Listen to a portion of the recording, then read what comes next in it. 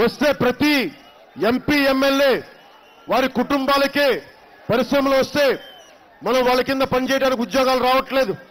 వాళ్ళ కింద ఊడిగం చేసే పరిస్థితులు ఉన్నాయి. బయట నుంచి ఎవరన్నా పారిశ్రామికవేత్తలు వద్దామంటే ఒక ఇన్ఫోసిస్ ఎందుకు రావట్లేదు?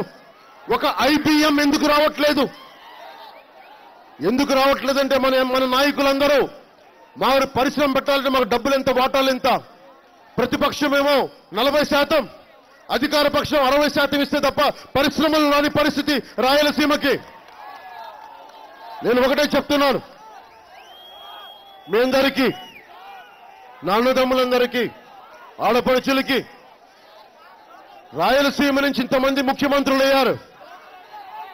నేను మనస్ఫూర్తిగా మిమ్మల్ని అడుగుతున్నాను, నన్ను ముఖ్యమంత్రిని చేయండి. రాయలసీమకు ఏ ముఖ్యమంత్రి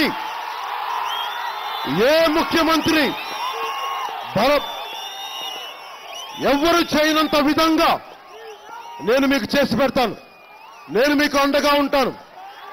రాయలసీమ కూడుతున్నవాణ్ణి, రాయలసీమ వల్ల జీవితాన్ని పొందినవాణ్ణి, రాయలసీమ గ్రామాల్లో ఇంటి పేరు గలవాణ్ణి నేను మీకు అండగా నిలబడతాను. ఇది ఎప్పుడు మీరు నాకు అండగా ఉంటారు అన్నది మీ నిర్ణయం. నేను మటుకు ముగ్గురున్నారు ఇక్కడ, తెలుగుదేశం నాయకులు, ముఖ్యమంత్రి గారు, నన్ను ఇంకోసారి ముఖ్యమంత్రిని చేయండి, మా అబ్బాయిని తర్వాత ముఖ్యమంత్రిని చేయండి, 30 సంవత్సరాలు మా కుటుంబమే పాలిస్తుందని చెప్తున్నారు. జగన్మోహన్ రెడ్డి గారు 30 సంవత్సరాలు మీ ఇళ్లలో నా ఫోటోలు పెట్టుకోవాలని చెప్తున్నారు.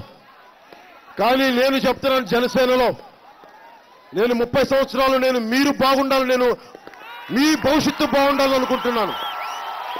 నా భవిష్యత్తు కోసం నేను ఆలోచించట్లా, నా బిడ్డల భవిష్యత్తు కోసం ఆలోచించట్లా, మన బిడ్డల భవిష్యత్తు కోసం, మీ బిడ్డల భవిష్యత్తు కోసం, మీ భవిష్యత్తు కోసం నేను ఆలోచిస్తున్నాను.